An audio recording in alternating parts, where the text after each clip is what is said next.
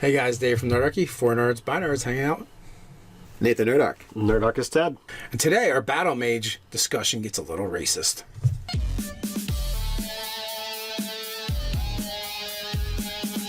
Hey guys, jump down to the description below where you can sign up for Nerdarchy, the newsletter. It's a great way to get gaming tips as well as learn how to game with us. So Battle Mages, we're going to cap it off and talk about what races make the best Battle Mages.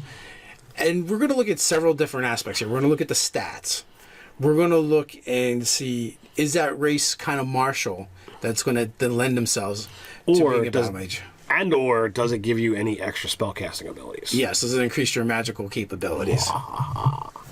And for the most part, it's got to either have some really good abilities or it's got to do a combination thereof to be considered. So for the most part, as we're looking at Battle Mages, we've been looking at essentially Wizard, Sorcerer. So we're looking at essentially races that are going to give you that bump to either intelligence or charisma. Yeah, and in some cases, both. Yeah, when considering the stats. Some of those races, Tiefling is really great because it gives you both. Right? It gives you both the intelligence and charisma bumps, so it's good for either, and you get extra spellcasting. If you want to be a Sorcerer or Wizard, go Tiefling. There you go. High Elf, good. Gives you intelligence and a cantrip. High Elf actually hits all three. Oh yeah, that's right. You're going to get weapon proficiencies. Long sword, short sword. Did they get short sword? Long sword, short sword, longbow, short bow. Yes. So they get the proficiencies. They're going to get an extra cantrip. You can't go wrong there.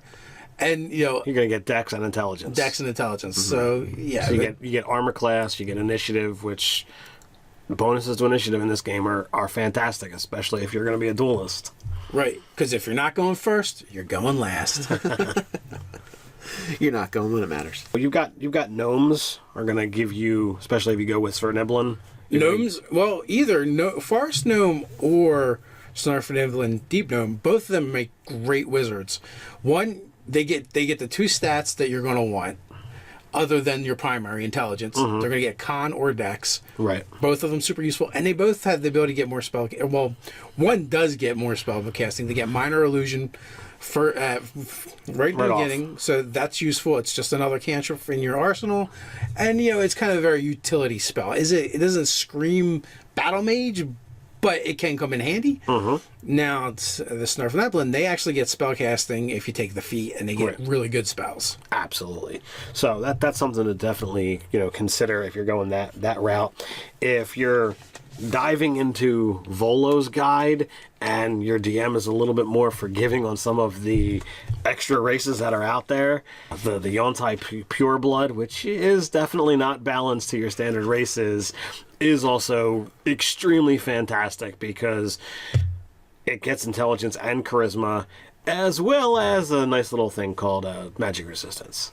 Yeah, and immune to poison. And immunity to poison damage and the poison condition. It actually hits our kind of like our extra magical condition in another way by just adding resistance to magic. So, well, I mean, it also gets spell-like abilities as well. Oh yeah, okay, never mind. The only thing it doesn't have is really like the martial aspect, right?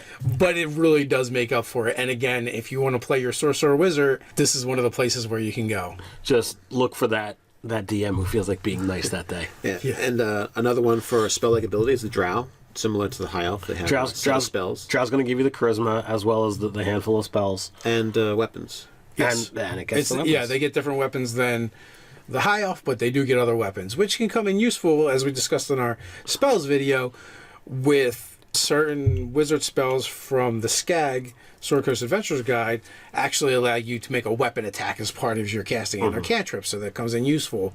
Or, if you're using a haste spell and you have a martial weapon, again, that's going to come useful. Be able to drop a fireball on someone and then hit them with your rapier, longsword, or axe, also really good. So you've got Aasimar is also another one that gets to go towards charisma. Yes. And you have 3 different flavors of Aasimar, so you can decide which one is going to be more useful. I think there's like Strength, Con, and Wisdom. I could be off on that one. One of them is definitely Wisdom. Not as useful unless you're... Mental spells if you're going with a duelist. True, or if you decide the multi-class with Cleric, because there's some good stuff going on there too. Yeah, like an Absolutely. abjure or something. Yes. That's going to need those extra abjuration spells. We had talked about in the spell video about how useful mobility is around the battlefield, and the Tabaxi is kind of the king of battlefield mobility. That is your War Wizard Ninja. And like, you want to play a War Wizard Ninja, that's where you go. They get a bonus to Charisma, and they get a bonus to Dex. Super useful if you're going to play a Sorcerer. And they also get several skills that are going to come in handy as well for sneaking around the battlefield and being your War Wizard Ninja. You could have Expeditious Retreat to just utterly laugh at people. Oh yeah, because you're going to get an extra 30 feet, 90 feet, like, so you could do like 180 feet in a round or something more than ridiculous. Yeah, pretty Because, like, all ridiculous. right, okay, their speed is 30. I'm going to double it. That's 60. Now I can do that next times. round 3 times. All right, I go 180 feet this round. Double. Super useful. Ninja of the battlefield. That's the War Wizard duelist that actually sneaks off to basically try and assassinate the enemy mages. So that could be a lot of fun. And they're always armed. Right. Dragonborn they get a small bump to charisma, but they have that breath weapon, so that minor magical effect that they can be able to throw out there. You know, what I like about the Dragonborn one is, I guess it's not one a lot of people are going to care about that much, but I kind of like it is the fact that I'm going to dump my strength and still be average and not have any negatives. Yeah, that is nice. If you're going, I think they make the ideal Dragonborn sorcerer. Draconic, yeah. Draconic sorcerer. Yeah. They're already Dragonborn, but yes, absolutely. Triton gets the bump to charisma, Yeah. strength, and con. Yeah, one of those. Strength, not so much going to be that useful. They also get other magic, so that's going to add to their repertoire. Charisma is good. You know, they're aquatic, so if you need the War Wizard Marine or a Navy guy, he's your guy. It's going to have to deal with that difference of opinion or attitude. Yeah. So now, obviously, listen, guys, you know where I'm going. Dwarves. Dwarves. Although they don't have any of the prerequisite stats, they do have Constitution. Well, they don't have the stats, but they have. If you go your favorite mountain dwarf, they get the armor, they get the weapons. Come on, dwarves! You get a fighter level for free when you buy it. When you pick the race, it's like, oh, I'm first level fighter for no cost. Well, being able to use light or medium armor. So now you don't have to worry about casting the shield spell. So you're throwing Draconic Sorcerer out the window because you. For Mountain Dwarf, yes. Because that becomes irrelevant. And for your wizard, you're not going to have to worry about mage armor. But if you go Hill Dwarf, then it becomes ideal. The Hill Dwarf, Sorcerer, Draconic Ancestry, I love it. It's super tanky. You're going to get a bonus, 2 hit points a level. 1 for being a dwarf and 1 for being Draconic Sorcerer. That's pretty good. And both of them have proficiency in axes and hammers, so you can be armed as well. And again, if you go back to our video where we were talking about feats, both of these combinations work with a lot of the different feats. It makes Warcaster way better when you also have a weapon in hand that you can use. Right. So I think that pretty much covers the majority of the races that you're going to think about, or what you need to think about. When you cap it off, it really just comes down to, what are their stat bumps?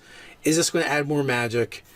Or does this make this character more martial? Does it make you a better battle mage? Yeah. Well, the other thing too is there's 2 other ones we should probably mention. Honorable mentions or legit? Legit. Okay. Half elf, because you can be anything when you play a half elf, but they're really good at being sorcerers. Right. Because of that +2 to charisma, and then they have 2 other bumps. So you Dexicon. You're good to go. They get extra proficiency in skill proficiency wherever you want it. Might not be the most necessary requirement for a battle mage, but you have it. It's an option. It's a good one. If you go high elf and you go wizard, you can put your dump stat into charisma, similar to the Dragonborn. You've got all positives, or at least no negatives. You mean half elf? Isn't that what I said? You said high elf. Yeah. So if you go half elf wizard, you can put your 8 into charisma, so you don't have any negatives, and then you can be able to put your +1s either in intelligence and dex or intelligence and con. Did we not mention human? No, we haven't. That's where I was going next. Human. Well, we're all humans, so it's kind of Humans are good for everything, and that's because they get the ability to put the stats wherever they want them, and access to a feat. Well, yeah, if they're using the optional feat. build for the human variant, then yeah. Because And also a because skill, War too. Wizard, yeah. And a skill, which is always incredibly handy. Because as your War Wizard Battle Mage, you're going to want to get several feats on that. Which you can watch the feat video. Right, and being human just lets you start off with it. So that's huge. And that can actually lend to any of the other areas, too, if you wanted to. It can make you more martial by either taking armor proficiency or weapon proficiencies, or, you know, increasing your magical capabilities with magic initiate, spell sniper.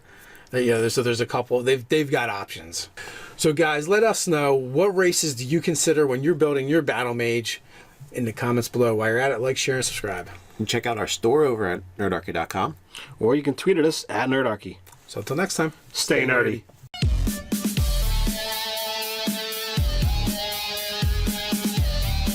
The high elf actually hits all three. Oh yeah, that's right. You're gonna get weapon proficiencies. You know, long sword, short sword. I think it's short sword. Long sword, short sword, longbow, short bow. Yes. So they get the proficiencies. They're gonna get an extra cantrip. You can't go wrong there.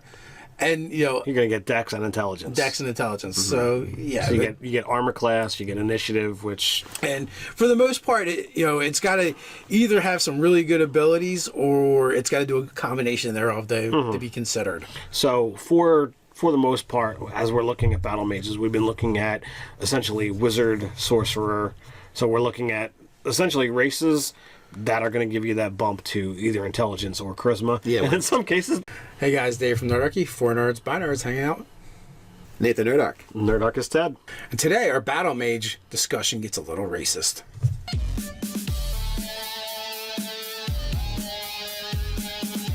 Hey guys, jump down to the description below where you can sign up for Nerdarchy, the newsletter. It's a great way to get gaming tips as well as learn how to game with us. So battle mages, we're Both. Yeah, when considering the stats. Some of those races, Tiefling is really great because it gives you both. Right? It gives you both the intelligence and charisma bumps, so it's good for either, and you get extra spellcasting. If you want to be a sorcerer or wizard, go tiefling. There you go. High Elf, good. Gives you intelligence and a cantrip. And actually, we're going to cap it off and talk about what races make the best battle mages. And we're going to look at several different aspects here. We're going to look at the stats. We're going to look and see, is that race kind of martial that's going to then lend themselves to Or being a does, battle mage? or does it give you any extra spellcasting abilities? Yes, does it increase your magical capabilities?